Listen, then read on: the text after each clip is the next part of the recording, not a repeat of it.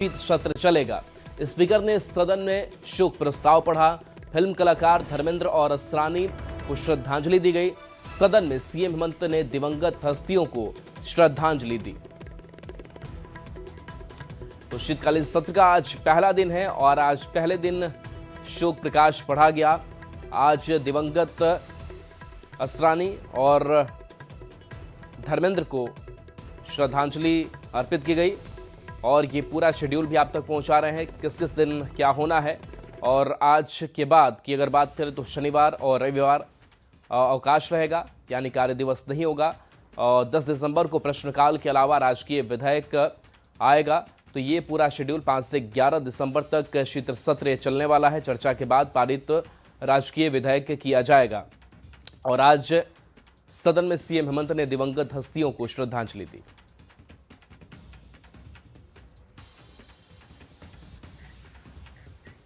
झारखंड विधानसभा के शीतकालीन सत्र के पहले दिन सदन के बाहर माहौल गर्म रहा।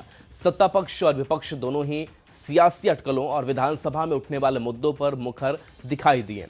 जेएमएम और कांग्रेस ने बीजेपी पर तीखा हमला बोला, जबकि नगर विकास मंत्री सुदिव्य कुमार ने सत्ता परिवर्तन की अटकलों को अफवाह बताया। वहीं बीजेपी विधायक शत्रुघ्न महतो ने भी इस राजनीतिक माहौल पर अपनी प्रतिक्रिया दी।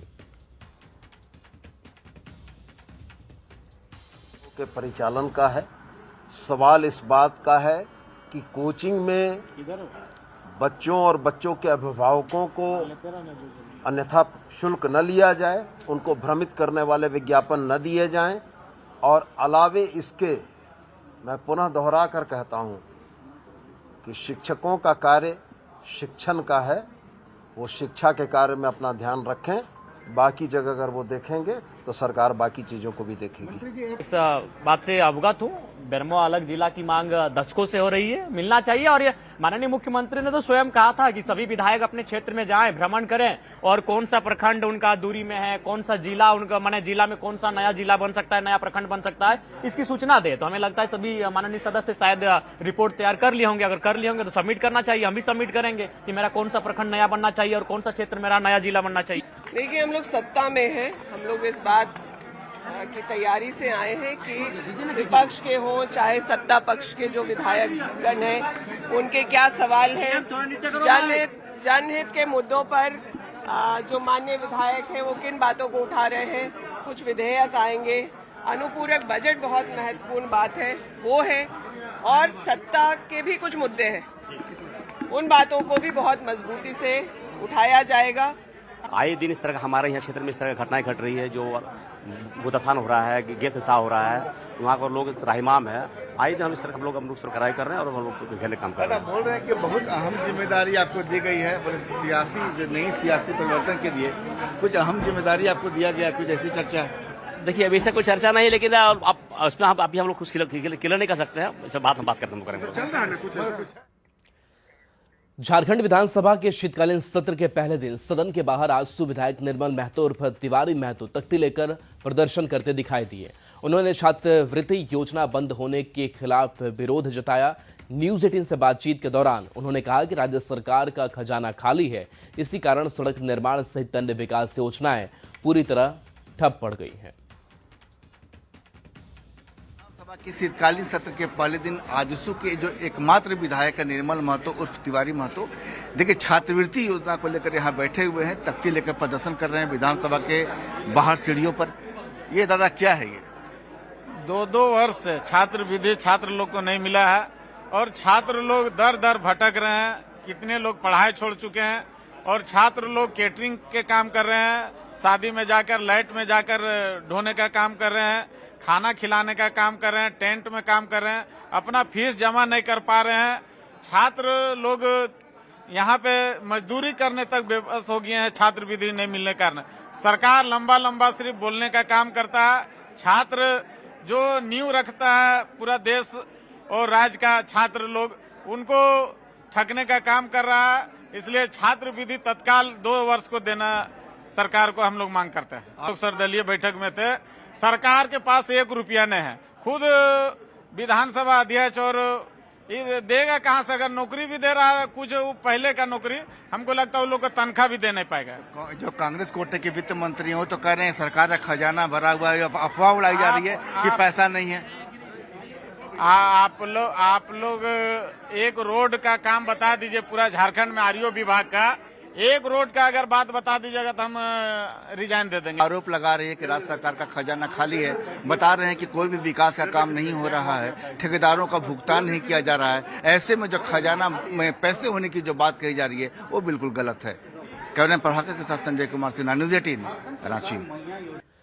तो इस समाज कल्याण मंत्री चमरा लिंडा ने राज्य के खजाने को लेकर उठ रही चिंताओं को खारिज किया। उन्होंने कहा कि राज्य में फंड की कमी नहीं है और विकास कार्य बिना किसी आर्थिक बाधा के सामान्य रूप से जारी है।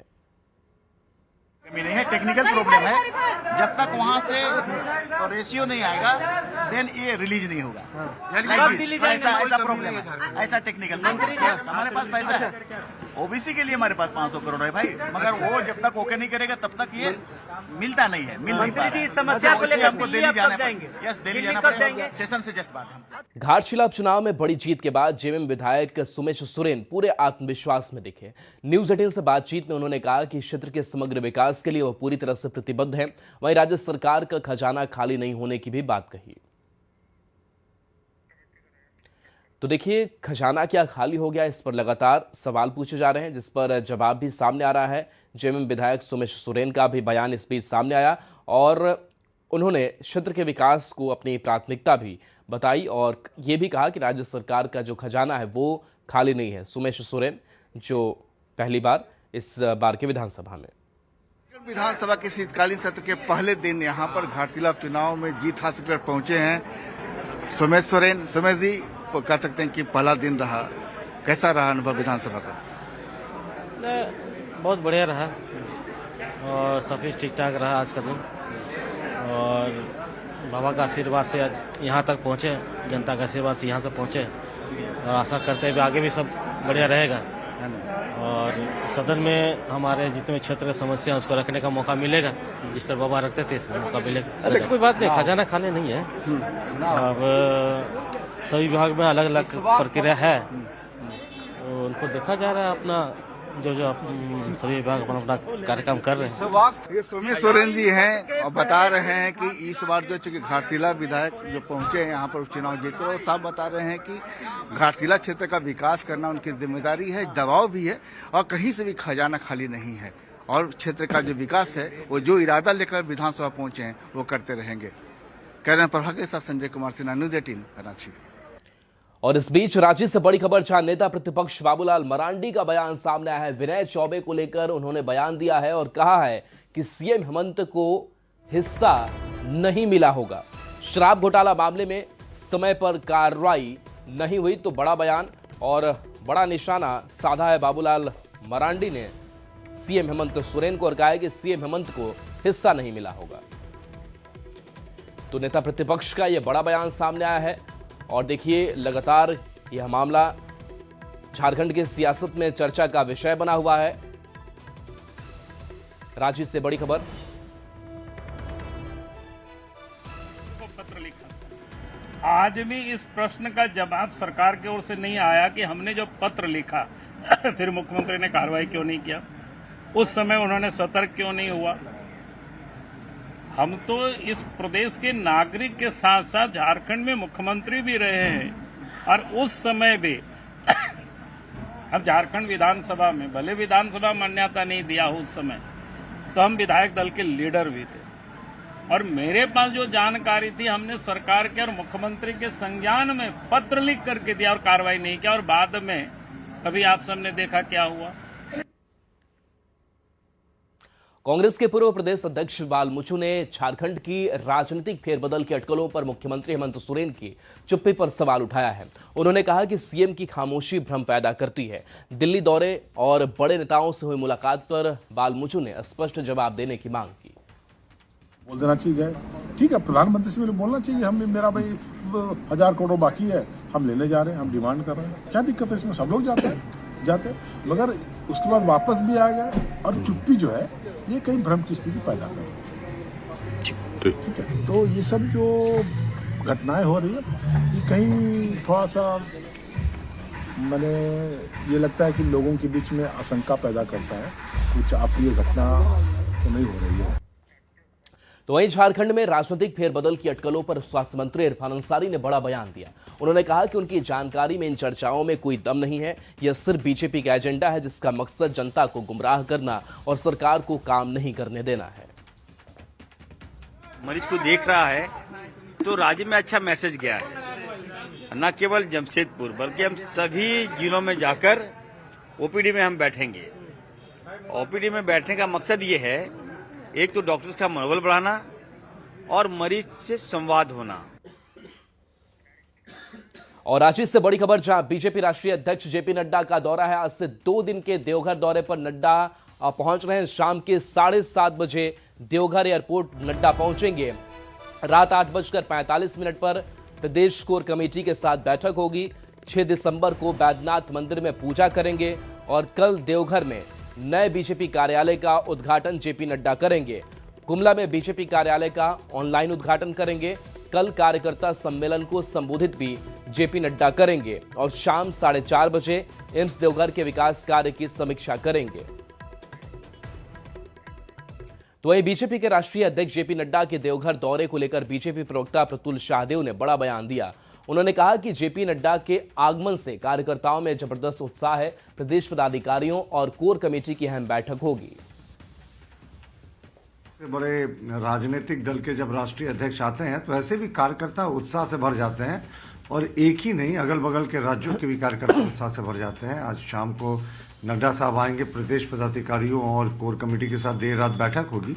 उसके बाद कल विराट कार्यकर्ता सम्मेलन होगा। तो बहुत उत्साहित हैं हम, जितने हमारी टॉप लीडरशिप है सब वहीं रहेगी। मंथन होगा, इस सरकार के खिलाफ मंथन होगा, मौजूदा राजनीतिक हालातों पर मंथन होगा और विचार विमर्श होगा, और उसके बाद नई ऊर्जा के साथ भारतीय जनता पार्टी के नेता कार्यकर्ता मैदान में नजर आएंगे।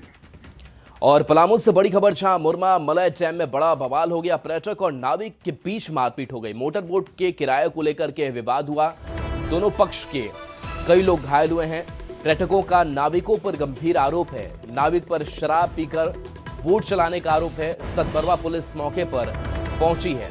तो ये तस्वीर आप देखिए किस तरीके से यहाँ पर जंग का अखाड़ा ये बना हुआ, एक दूसरे पर लात घूंसे चलाए जा रहे हैं। मारपीट की तस्वीर आई है। मुरमा मलय डैम की तस्वीर, जहां पर बड़ा बवाल यह सामने आया है।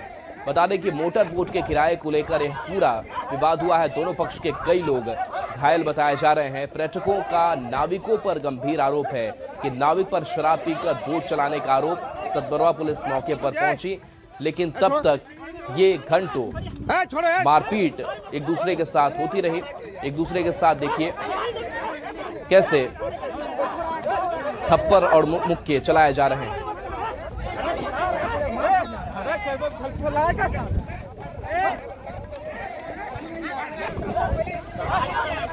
और गिरिडीह से बड़ी खबर है, जहां खाकोटाप गांव में हाथियों का आतंक देखने को मिला। 25 हाथियों के झुंड ने उत्पात मचाया है।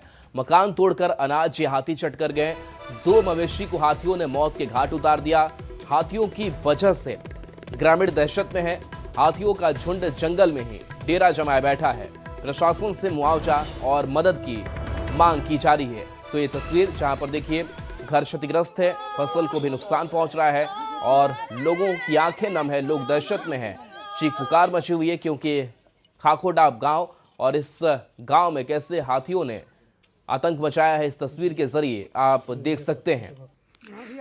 आके एकदम पूरा घुस गया सबके घर में। एकदम आपके घर में भी नुकसान किया है? हमारा घर में ज्यादा नुकसान हो गया। क्या नुकसान किया है? एकदम खिड़की उड़की तोड़ दिया, गेट उड़ सब तोड़ दिया, दीवार भी एकदम पूरा मतलब तोड़ दिया।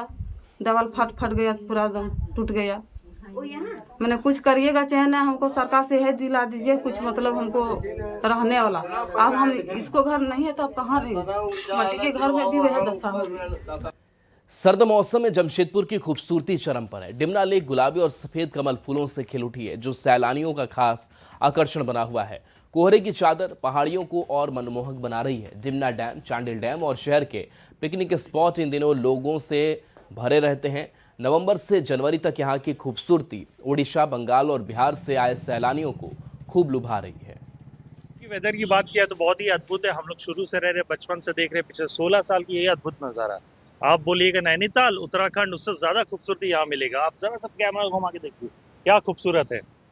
हम लोग देख देख के कश्मीर भी फेल है, इसके बारे में आप क्या ही बोल सकते हैं। Everything is fair in love बोलते हैं ना, तो शहर के बाद भी हर चीज ऐसा है। नैनीताल जाए या आउट ऑफ कंट्री आप कहीं भी अच्छी जगह आउट स्टेशन जा रहे हैं, तो उससे बढ़िया यहाँ पर अगर आप लोकल एरिया में देखें तो यहाँ आप आ सकते हैं। डिमना हो गया, चांडिल हो गया, और अगर आप ये वेदर की बात करें तो बहुत बहुत अच्छा मौसम है।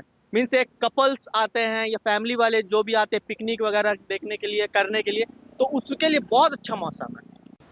सर्दियों के दिनों में लौहनगरी जमशेदपुर शहर की खूबसूरती बढ़ जाती है, और जमशेदपुर शहर के जितने भी पिकनिक स्पॉट है वो शहर के साथ साथ जम्मू कश्मीर, नैनीताल और दार्जिलिंग के तर्ज पर यहाँ की खूबसूरती हो जाती है।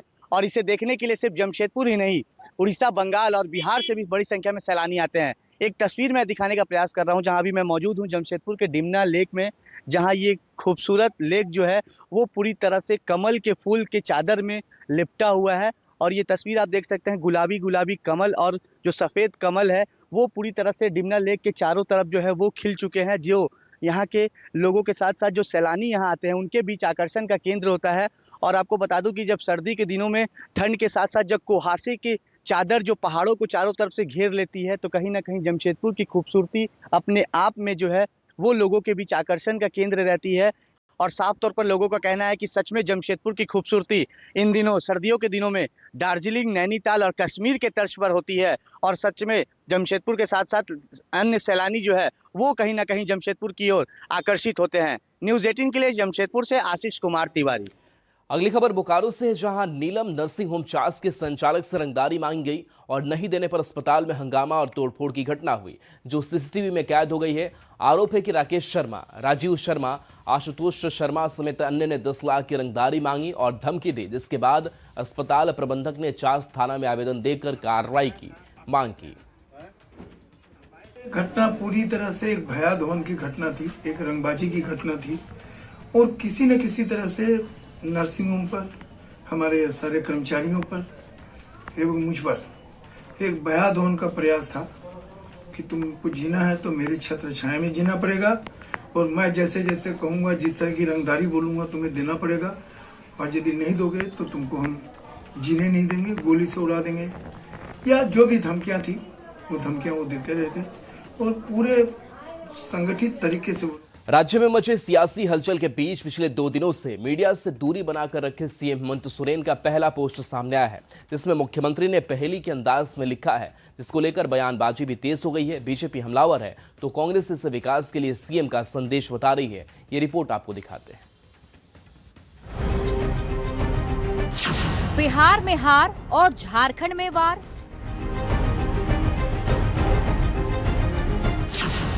सीएम की पहेली कुछ बड़ा होने वाला है।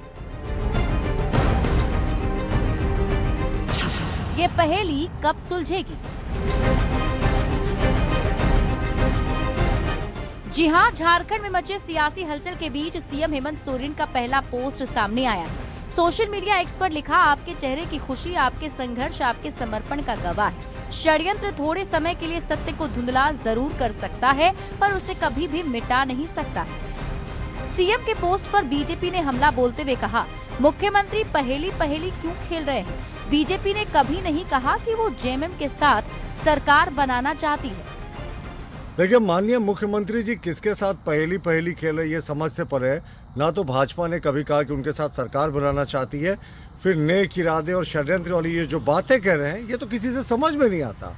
ना तो हमने कभी उनसे पूछा, फिर इस तरह का स्पष्टीकरण देकर क्या सिद्ध करना चाह रहे हैं मुख्यमंत्री जी, ये तो वही बता सकते हैं।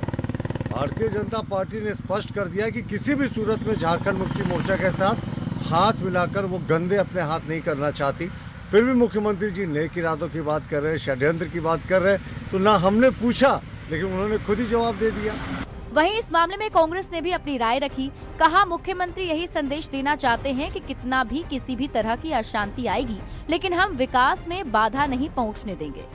अपने ट्वीट में कि इस राज्य में जो बाधाएं उत्पन्न की जा रही हैं, जो भी शक्तियां हैं जो लगातार इस राज्य को अशांत करने की कोशिश कर रहे हैं, चाहे वो आर्थिक रूप से, सामाजिक रूप से या शैक्षणिक रूप से, जो विपक्षी दल हैं लगातार किसी न किसी बहाने से इस राज्य को अशांत कर रहे हैं, सच्ची बातों को भी झूठ बनाकर परोस रहे हैं। पिछले 2 दिनों से सीएम हेमंत सोरेन ने मीडिया से दूरी बना रखी थी और अब ये पोस्ट। जाहिर है झारखंड की राजनीति उस मोड़ पर खड़ी है जहां किसी भी वक्त नया गठबंधन, नई दिशा और नए शक्ति संतुलन की घोषणा हो सकती है। ये केवल सत्ता परिवर्तन का मामला नहीं बल्कि राज्य की सामाजिक और आर्थिक चुनौतियों के समाधान की दिशा में भी बड़ा कदम बन सकता है। न्यूज़ 18 के लिए रांची संवाददाता संजय सिन्हा की रिपोर्ट। और चलिए एक छोटे से ब्रेक का वक्त